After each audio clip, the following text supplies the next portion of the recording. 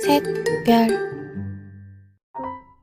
Hai, Assalamualaikum warahmatullahi wabarakatuh. Kembali lagi bersama saya Nikmatun Nur.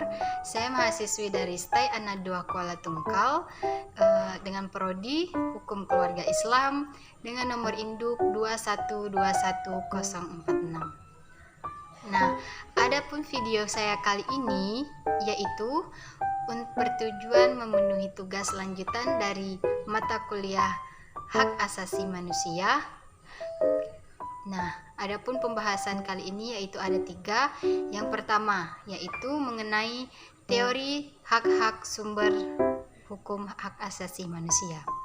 Nah, teori yang pertama yaitu teori hak-hak alami. Teori hak-hak alami ini atau yang dikenal dengan natural rights theory yang menjadi asal-usul gagasan mengenai hak asasi manusia. Bermula dari teori yang bernama yaitu teori hukum kodrati. Teori ini dapat dirunut pada zaman yang telah lalu atau zaman yang telah lama sekali, yaitu zaman kuno dengan filsafat stoika hingga sampai ke zaman modern ini. Teori ini mendapatkan tantangan yang sangat serius pada abad ke-19 karena menurut para ilmuwan yang lain mengkritik bahwa teori hak-hak kodrati ini tidak bisa diklaim dan dikonfirmasi kebenarannya. Dan yang kedua yaitu teori positisme. Teori positisme ini berpandangan bahwa mereka hak itu harus tertuang dalam hukum yang real atau yang nyata, maka dipandang sebagai hak melalui adanya jaminan konstitusi atau adanya undang-undang yang diatur untuk hak tersebut. Kaum positisme ini berpendapat bahwa eksistensi dan isi hak hanya dapat diturunkan di dalam hukum negara. Satu-satunya hukum yang sahih adalah perintah dari yang berdaulat. Teori yang ketiga yaitu teori relativisme budaya. Teori ini merupakan salah satu bentuk antitesis dari teori-teori hak alami. Teori ini dia berpandangan sendiri bahwa hak itu bersifat universal, merupakan pelanggaran satu dimensi kultural terhadap perbedaan tradisi budaya dan peradaban berisikan perbedaan cara pandang manusia yang berbeda-beda. Dan yang keempat yaitu doktrin Marxis.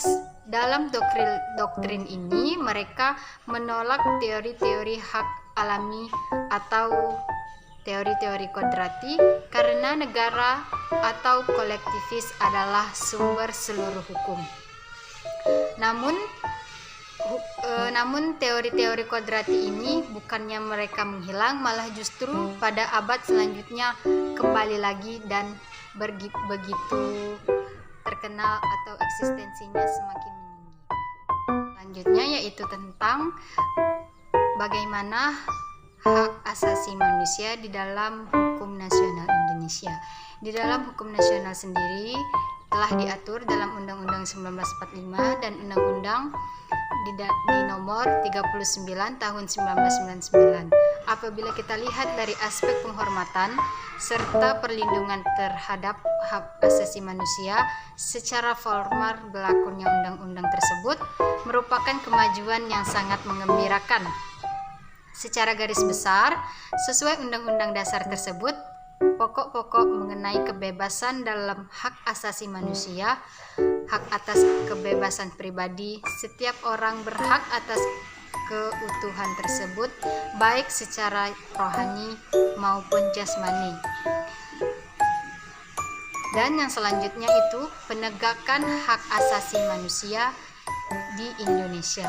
Dalam penegakan pemerintahan wajib dan bertanggung jawab dalam menegakkan hak asasi manusia ini, melindungi dan menghormati hak asasi manusia sesuai dengan undang-undang yang kita sebutkan tadi, yaitu Undang-Undang Nomor 39 Tahun 1999. Kewajiban dan tanggung jawab pemerintah meliputi implementasi hak asasi manusia dalam berbagai sektor kehidupan berbangsa maupun bernegara.